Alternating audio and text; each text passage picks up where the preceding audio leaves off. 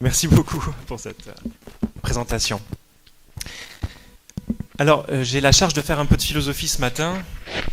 Euh, je vais sans doute être beaucoup moins opérationnel et expert que les gens qui vont suivre ensuite.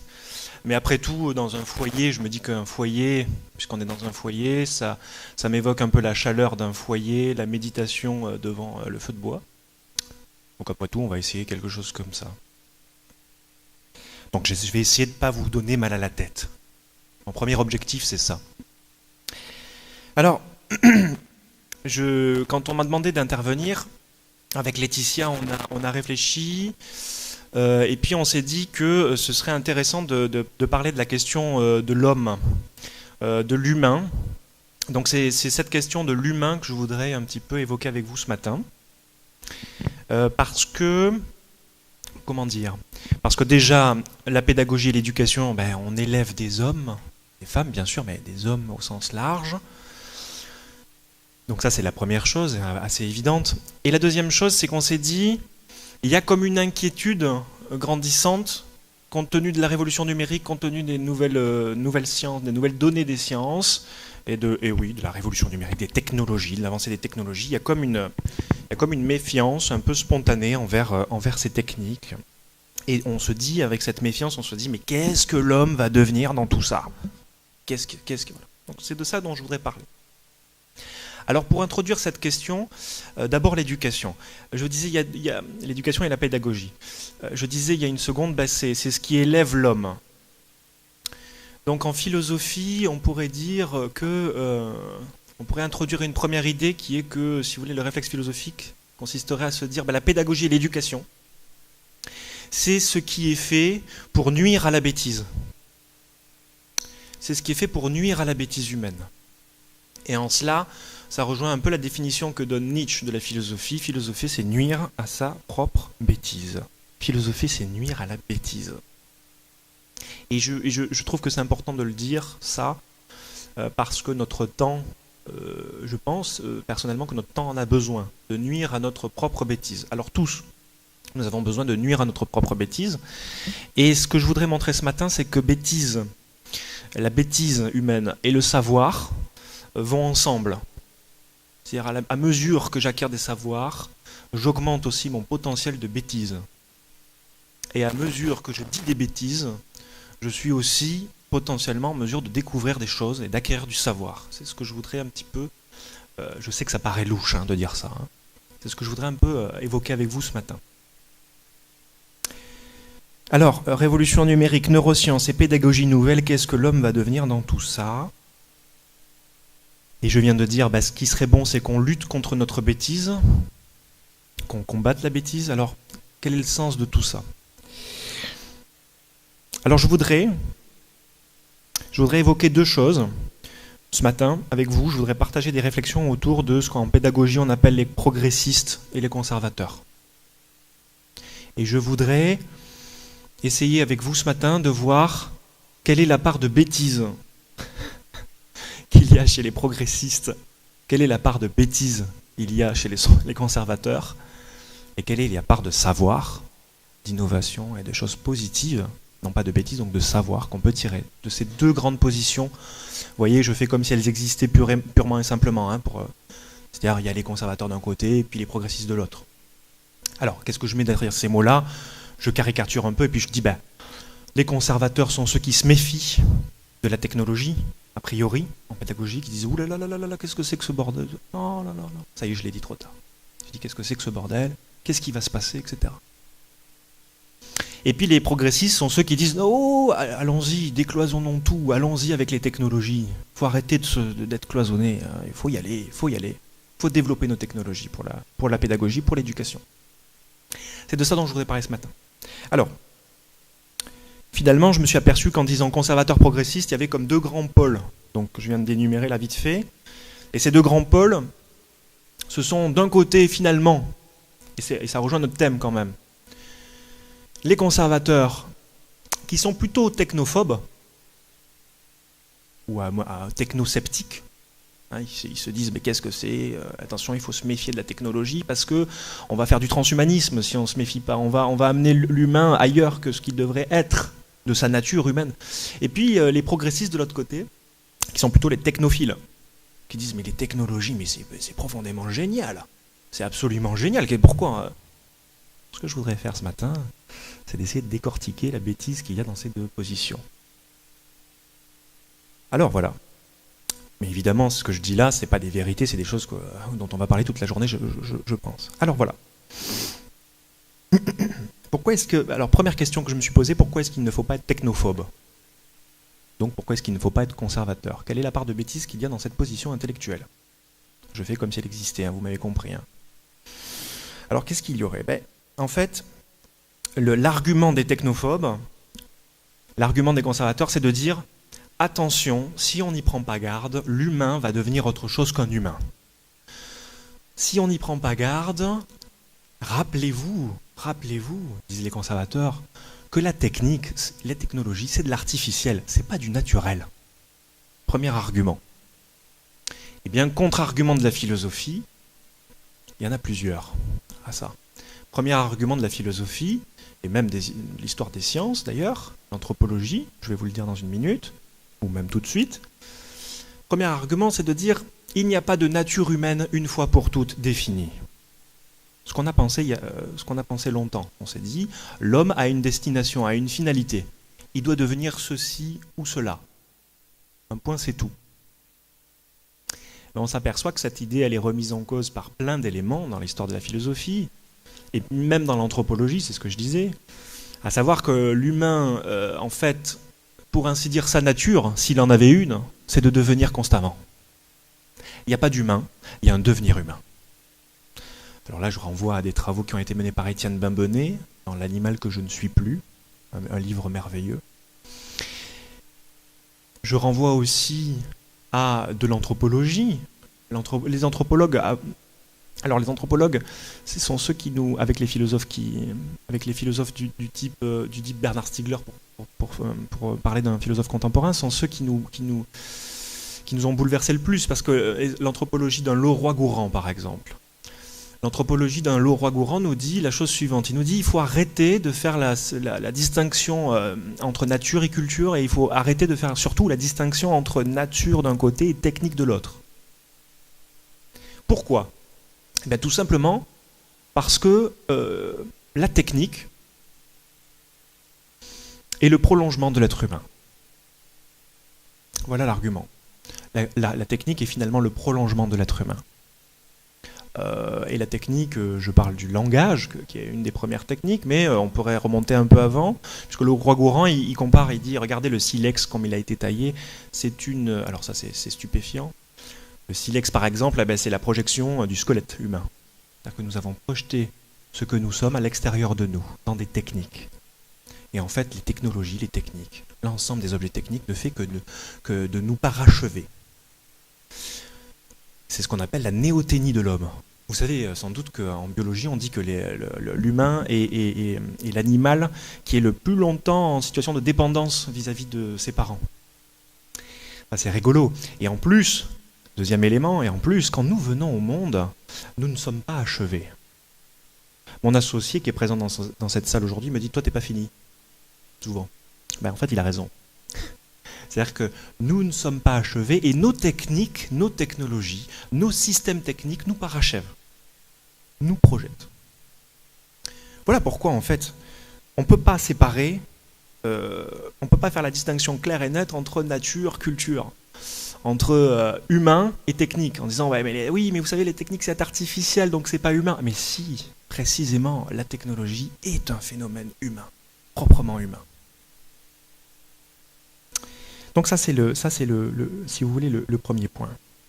Le deuxième point, à l'inverse. Cette fois-ci, pourquoi est-ce qu'il ne faut pas être technophile? Ça c'est un peu plus dur. Pourquoi il ne faut pas être technophile de manière irrationnelle? Pourquoi il ne faut pas après tout être l'inverse du coup? Oui, la technique nous parachève. Elle continue notre humanité, elle ne fait pas une scission. Donc pourquoi après tout? D'abord parce que la technique, c'est un mot qui a une histoire, et cette histoire, elle renvoie à un mot dans la Grèce antique, et là c'est du Platon, dans le texte. C'est du Platon dans le texte, il dit la technique, c'est un pharmacone. Alors ça, on l'entend pas souvent, mais de plus en plus, on y revient à cet élément fondamental, pharmakon. C'est le mot en grec qui a donné pharmacie. Pharmakon, c'est un mot qui veut dire poison et remède à la fois. Et Platon nous dit ça, merveilleux quand même, dans le Phèdre. Il dit en fait, si vous réfléchissez bien, l'écriture est un pharmakon.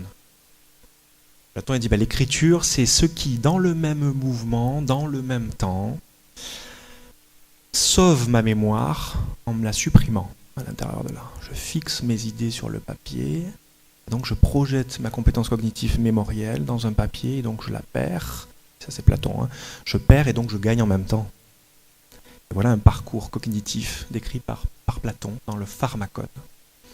Mais il dit bien en disant cela que le pharmakon, les technologies sont des poisons et remèdes à la fois. Poisons et remèdes à la fois.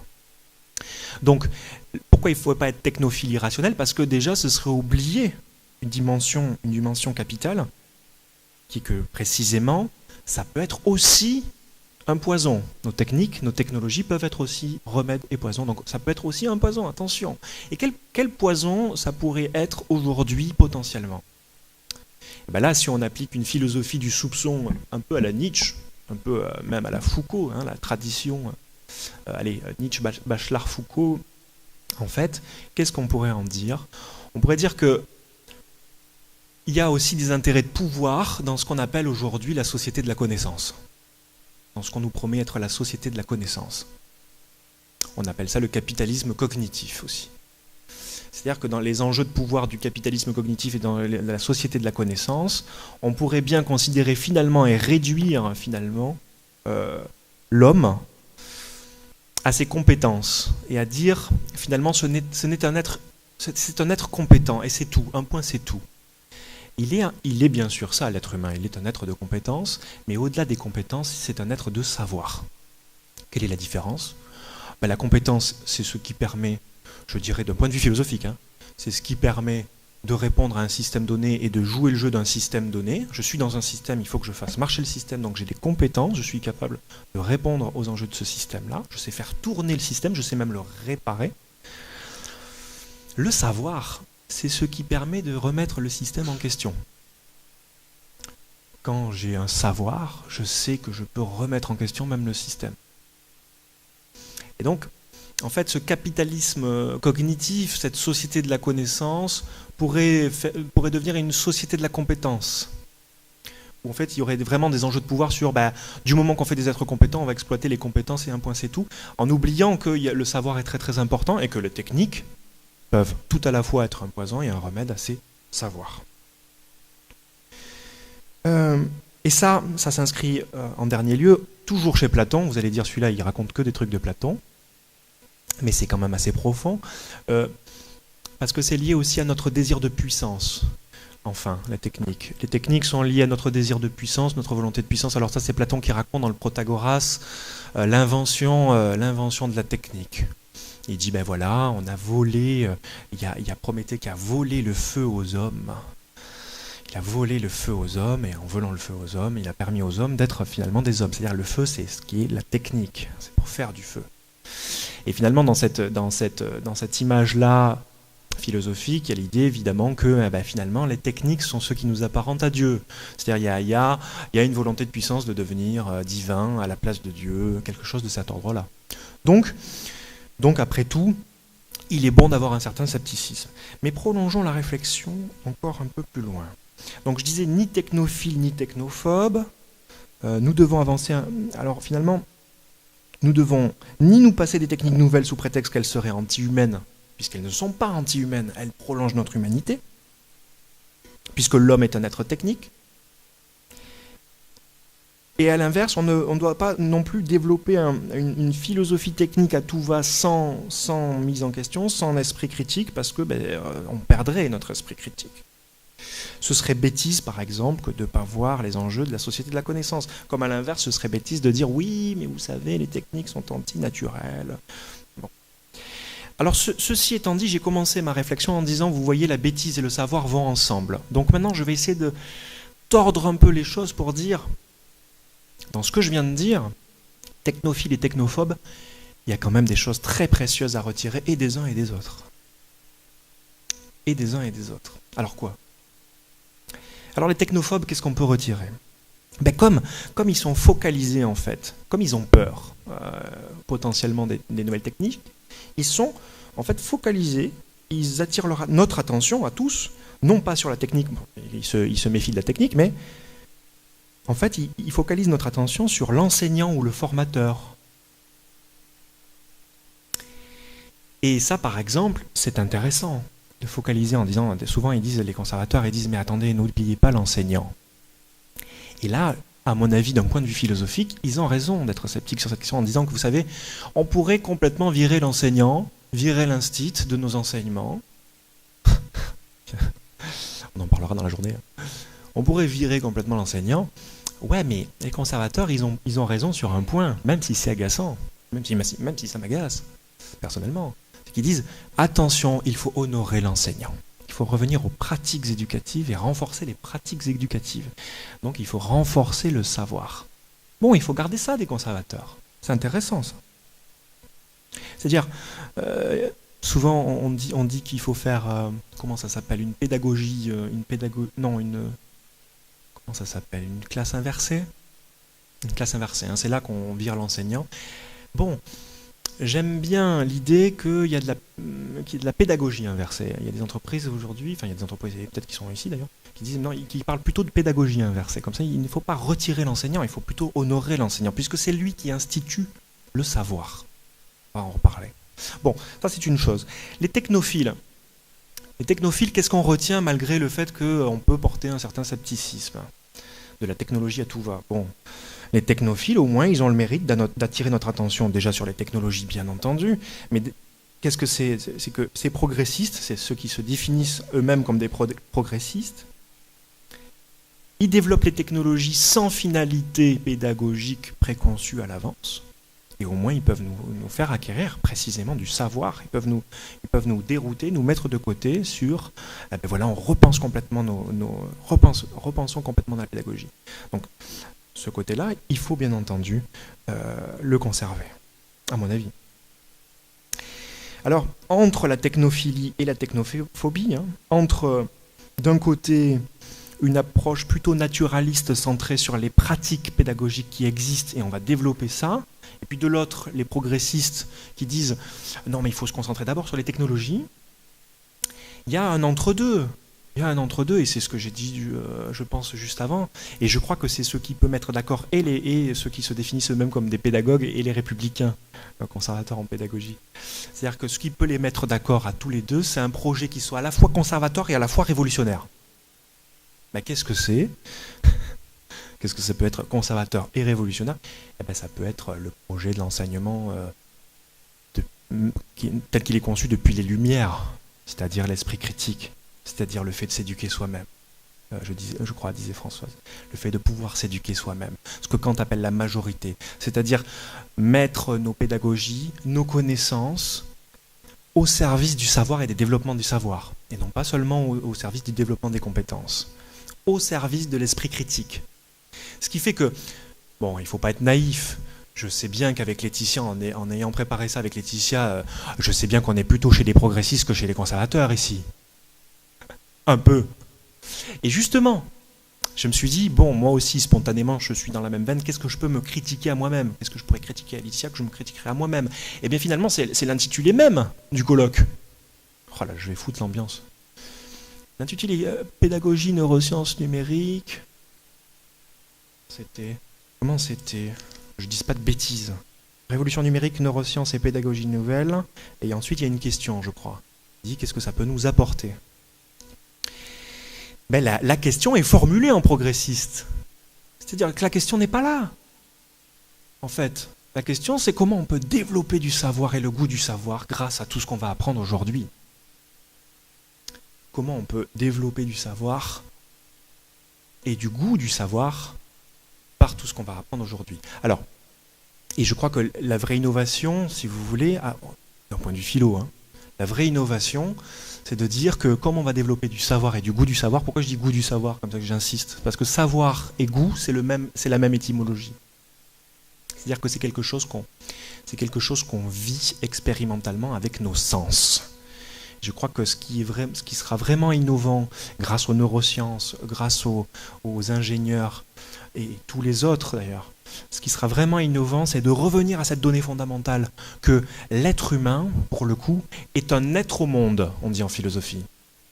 En philo, on a ce langage qu'on dit c'est un être au monde. C'est-à-dire que c'est quelqu'un qui fait corps avec son milieu et qui ne se développe qu'à la condition de transformer son milieu. Et je crois que là, c'est une piste.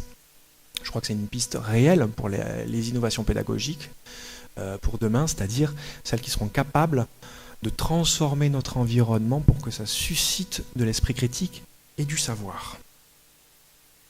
Alors, ce que l'homme va devenir dans tout ça, puisque c'était la question de départ, bien sûr, ça dépend de nous. Mais je dirais que ça dépend de notre projet pédagogique, et pas d'abord de l'acquisition des connaissances, ça c'est pour Laetitia. Et d'abord de notre visée pédagogique qui doit être de former des êtres qui s'auto-éduquent, donc qui ont l'esprit critique. Donc là, il y a une réflexion profonde. Comment on fait pour faire des hommes et des femmes qui ont l'esprit critique et aussi qui sont compétents, bien entendu, pour accomplir des tâches. Donc ça dépendra de nous, et ça dépendra de ce que nous on appelle chez Noétique Biz, parce que c'est le nom de mon entreprise, et que je fais de la pub. Noétique Biz, ça veut dire abeille noétique. Ça veut dire polliniser le monde avec de la philosophie. Ça veut dire abeille spirituelle.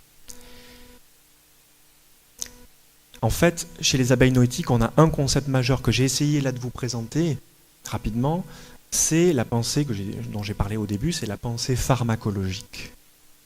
Avoir une vision pharmacologique de nos pratiques. Voir en quoi elles sont des poisons, en quoi elles sont des remèdes, parce qu'elles seront tout le temps les deux. Donc ça dépend de nous, et vous savez bien que pharmacologie, tout ce que je raconte, en fait, c'est une pensée du soin. Donc en fait, prendre soin de nos technologies, c'est prendre soin de la pédagogie et de nos enfants. Merci.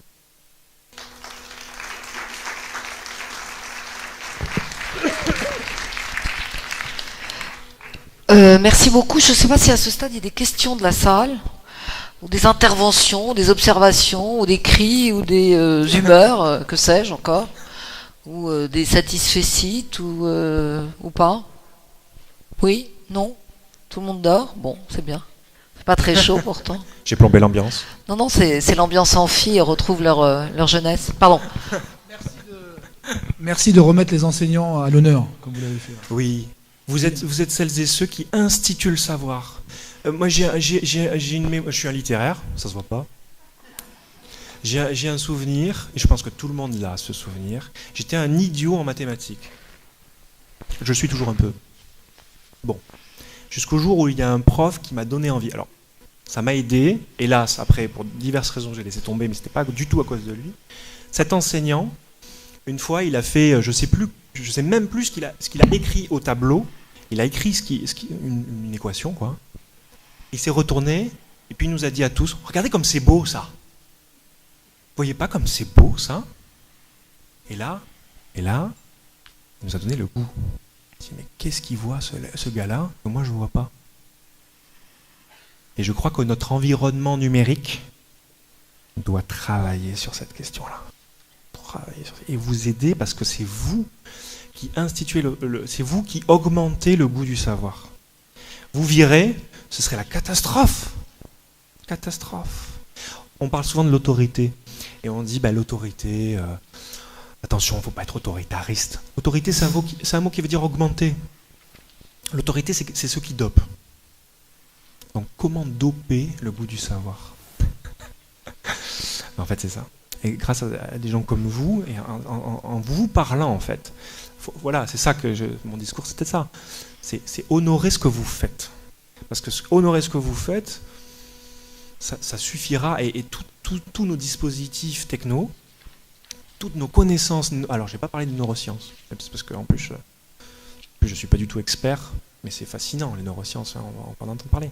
Mais ce qui est capital à mon avis, même les neurosciences, mais on verra, et même les sciences cognitives nous disent que, vous savez, en philosophie, on a longtemps eu ce problème philosophique de dire il y a l'âme d'un côté, le corps de l'autre, enfin l'esprit et le corps.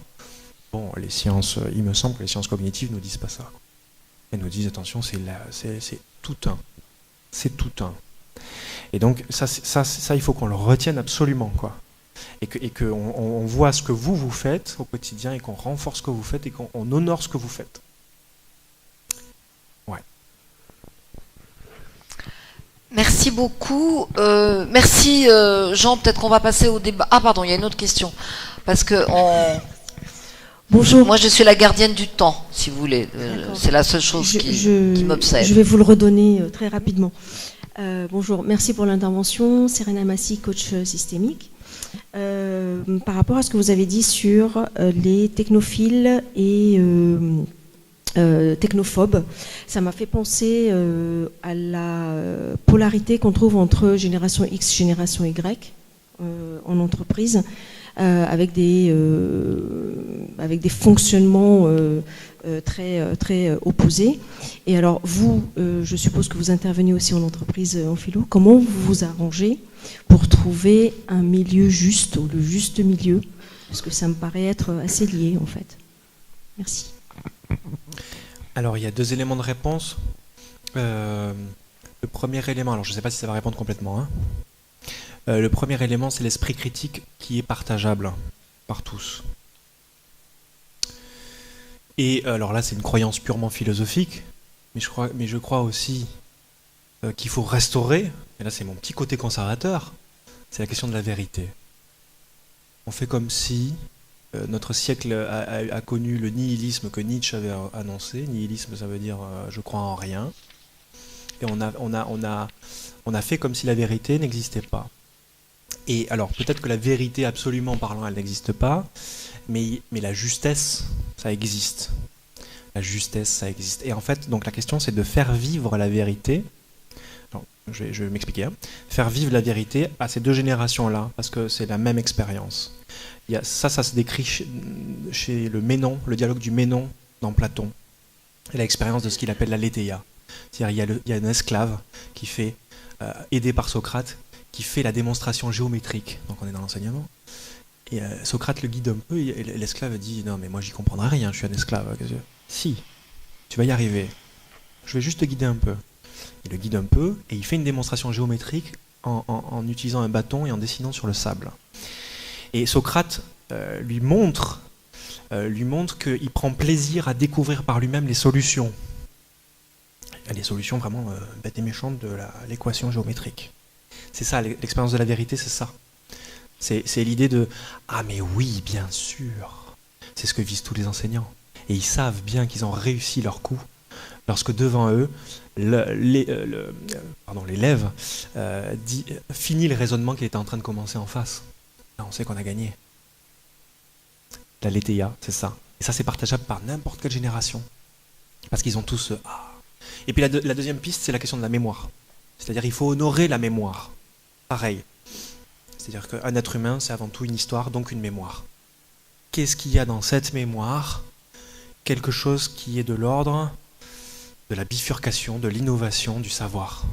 C'est-à-dire, on va aller chercher dans ta mémoire ce qui fait qu'à un moment donné, tu t'es remis en question. Il y a toujours un moment, même s'il est petit. Et ça, il faut le mettre en récit, il faut le faire mettre en récit. Et là, ils partagent. Et là, on a du transgénérationnel. Sinon, il n'y a pas moyen. Sinon, c'est plus difficile. Merci beaucoup.